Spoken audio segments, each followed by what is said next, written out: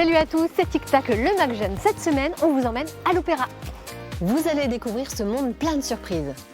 Et la première d'entre elles, c'est le Carnavocal, un concert inspiré du célèbre Carnaval des animaux de Camille Saint-Saëns. Je vous laisse savourer.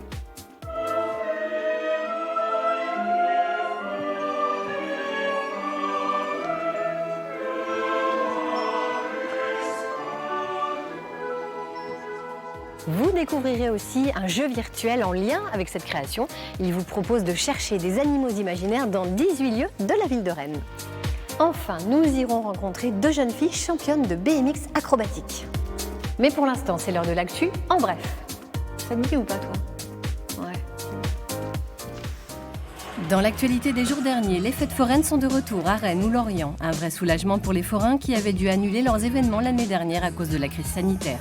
Néanmoins, les mesures sont plus que jamais contraignantes. À chaque attraction, le pass sanitaire est contrôlé. En sport, la Naël Challenge, compétition internationale de bodyboard, se déroulait jusqu'à lundi soir au large de l'Empole-Ploudalmézeau. Creuse et puissante, Anaël est la vague bretonne que les amateurs de glisse attendent. L'opéra a toute une histoire derrière lui et de grandes œuvres qui ont traversé les siècles. Les Noces de Figaro, La Traviata, Madame Butterfly, Don Giovanni ou Rigoletto. On va revenir aux origines dans le Data Brace de cette semaine, raconté par Evans. C'est à toi. Le terme italien opéra signifie œuvre. On l'appelle aussi l'art lyrique. L'opéra est une œuvre théâtrale mise en musique. Il y en a des très connus comme La Flûte enchantée ou Carmen.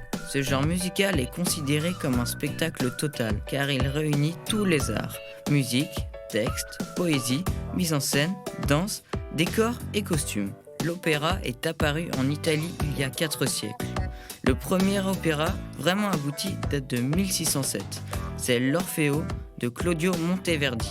Aujourd'hui, des opéras modernes continuent d'être créés. C'est du spectacle vivant et bien vivant.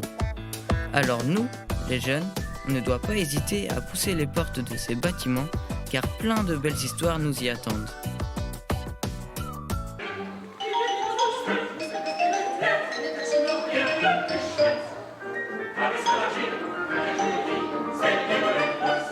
Déjà à la base, c'est une plaisanterie musicale écrite par Saint-Saëns. Et là, c'est une sorte de plaisanterie sur la plaisanterie. C'était aussi un petit challenge, c'est-à-dire de se dire qu'est-ce qui peut être chanté. C'est de la musique qui est instrumentale et à la base.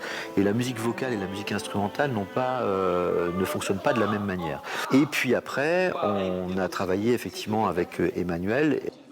J'ai imaginé cette histoire de conférence au sommet des espèces animales réunies, où on allait débattre et surtout exprimer des revendications. Et aujourd'hui, si on imagine, quand on est un auteur, les revendications des animaux, elles tournent quand même autour de la préservation de leur environnement et de leur sauvegarde.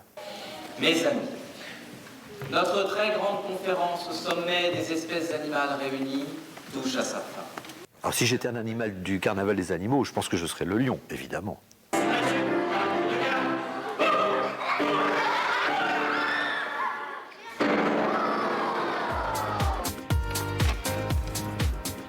En parallèle de la création du Carnavocal des animaux, l'Opéra de Rennes, le Chœur Mélisme, Artefacto et Noisemaker ont lancé une idée innovante. Un jeu musical gratuit et immersif à la découverte des animaux du carnaval dans les rues de Rennes. Un univers virtuel dans lequel ont plongé Julie Jeune-Maître et Benoît Levaillant. Sur cette place du quartier Villejean se trouve un poulailler, une poule et ses poussins. Mais si, pour les voir, il suffit de jeter un œil à travers vos écrans. L'application CitySense répertorie dans 18 lieux de Rennes des créatures du carnaval des animaux, la célèbre partition du compositeur Camille Saint-Saëns. L'aquarium, donc des poissons, il y a poules et coqs, il y a l'émione, qui est un animal absolument inconnu, qui est une espèce d'âne qui vit en Asie. Il y a les tortues, il y a le cygne et on termine avec les fossiles, qui sont les dinosaures. Les animaux en réalité virtuelle ont été modélisés dans cette entreprise, tout en images et en son. La couche du coup statique, qui est l'enregistrement de mélisme et qui pose l'ambiance. Et par-dessus, il y a des sons plus interactifs, des sons d'eau pour les cygnes, des bruits de pas pour le dinosaure, des sons de poules et coqs pour poules et coqs. Donc ils viennent rajouter une dimension interactive à la scène visuelle. Des animaux à observer jusqu'en janvier à Rennes. À terme, le jeu pourrait être déployé dans d'autres villes bretonnes où le chœur présentera sa création. Direction Fougères maintenant, à la rencontre de Louise et Jeanne, des jumelles championnes de BMX flat, une discipline acrobatique qu'elles nous font découvrir en duo. L'une d'elles est même vice-championne de France.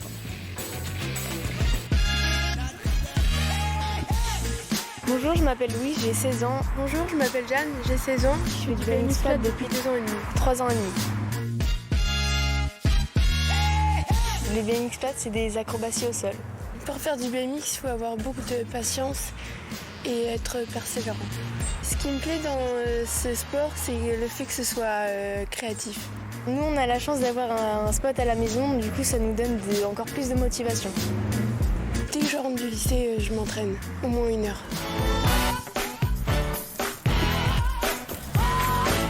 Je suis vice-championne d'Europe de BMX flat aujourd'hui. C'est compliqué d'avoir une sœur jumelle qui fait les mêmes sports que moi parce que des fois j'ai envie d'être seule, mais c'est bien aussi parce que des fois on se motive toutes les deux et on rigole bien. Faut rester zen aussi surtout. Ouais.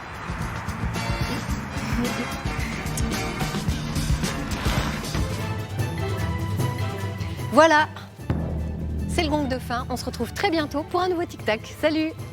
Ça sonne. Oh, il y a tous les animaux qui vont revenir. Oh là là!